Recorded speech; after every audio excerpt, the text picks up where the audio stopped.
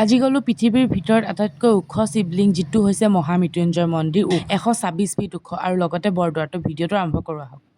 ব'লক যাওঁ এইখন আছে কলীয়া ভোমোৰা দলং যিখন আপোনালোকে দলাবাৰী অকমান পাৰ হৈ আহিলে দেখা পাব আৰু আমি গৈ আছিলো বাইকত যিহেতু ঘৰৰ পৰা আহোঁতে 10টাই বাজি গ'ল সেইবাবে আমি 12টা বজাতহে পাইছোহি আৰু আমাৰ ঘৰৰ পৰা দূৰ হৈছে প্ৰায় 80 কিলোমিটাৰ আৰু এটা সপোন মোৰ পুৰা হ'ল যেতিয়াৰ পৰা এই মন্দিৰ ভাগৰ কথা গম পাইছো তেতিয়াৰ পৰাই মোৰ সপোন আছিলে যে মই এই মন্দিৰত এদিন নহয় এদিন দৰ্শন কৰিমেই তো সেইবাবে আজি মোৰ সপোনটো পুৰা হৈ গ'ল এই মন্দিৰ ভাগলৈ বহুত দূৰ দূৰণিৰ পৰা মানুহ আহে বাৰু আপোনালোক আহিছেনে বাৰু আজিলৈকে আৰু কিনাৰতে আছিলে বন্তি জ্বলোৱাস্থলী আৰু এই পুখুৰীটোত আছিলে মাছ আৰু বহুত কাছ আৰু আমি ওপৰত গৈ পেলাই সেৱা কৰিলো পূজা কৰিলো আৰু বাবাৰ ওচৰত আৰু এইকেইটা বান্ধিলো আমি বস্ত্ৰ তলৰ ফ্ল'ৰটোত আছিলে থাপনা এভাগ আৰু কিনাৰ চাইডে প্ৰসাদো খোৱা হয় কাৰণ বহুত ডাঙৰ ঠাই আছিলে তাৰ পিছত আমি খালো সকলোৱে মিলি প্ৰসাদ তো গাইছ মৃত্যুঞ্জয় মন্দিৰ চালো এতিয়া গৈ আছো আমি বৰদোৱা তো গাইছ ব'লক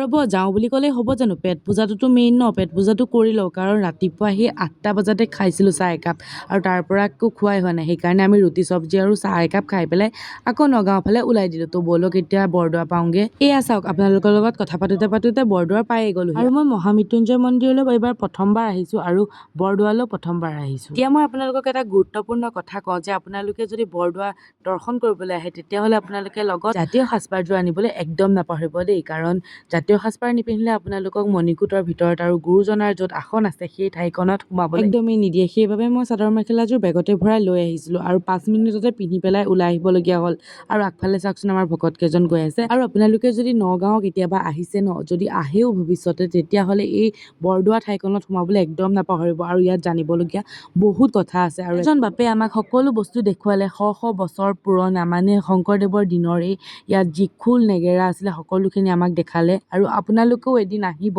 কাৰণ মই ভিডিঅ'ৰ জৰিয়তে আপোনালোকক ভিডিঅ' ফটোবোৰ দেখাই পেলাই আপোনালোকক দেখাব নিবিচাৰোঁ কাৰণ মই ভাবোঁ আপোনালোকেও আহি পেলাই ইয়াত ভ্ৰমণ কৰক কাৰণ আপোনালোকেও বহুত ভাল এটা এক্সপিৰিয়েঞ্চ পাব আৰু ইয়াত বহুত জানিবলগীয়া কথা আছে আপোনালোকে জানিব পাৰিব আৰু ইয়াত থকাৰ খোৱা ব্যৱস্থাও